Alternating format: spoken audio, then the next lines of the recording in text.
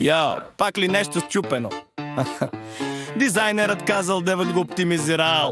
Добре дошли в истинската война. Фигма срещу Виеско! Йоу, аз съм този, дето вижда преди всички цветове, шрифтове, чувства, навици. Ти виждаш само код ревю и синтакс, аз виждам флоу, човек и импакт. Казвам спейцинг, осинг пейкс, ти ми казваш няма време. Аз правя ред, ти го чупи с фрейма. В има всичко лети красиво, а в браузъра брат, боли визуално. О, дизайнер пак с твоите идеи. Фигмата тъжи като RPG.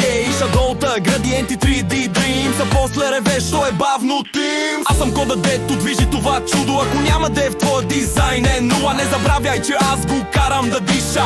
Ти рисуваш, ама аз го пиша. Дизайнер с дев, една любов, една война. Пак спорим кой е прав, но няма вина. Без мен няма стил, без теб няма код. Ей, май сме думно в един екип все пак, бро. Дизайнер с дев, една любов, една война. Пак спорим кой е прав, но няма вина. Без мен няма стил, без теб няма код. Ей, май сме думно в един екип все пак, бро. Пак си в бутона, аз го искам тел. Нали UX-ът трябва да има фил.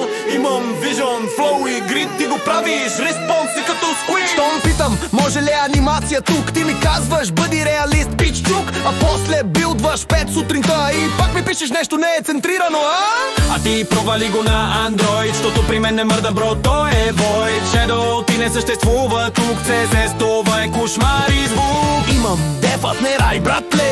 Мерге, конфликти, бяло небе. Щом сложа твой дизайн да в прод, бъркам с ръка в огън, UX гроб. Фигма или VS Code, сета пак сме в един мод. И с клавиатура, аз мишка, но и двамата пише мисълта човешка. Дизайн и дев, една съдба, война от пиксели, но с любов сърца. Ти строй света, аз го осветявам и без тебе, брат, не го създавам. Без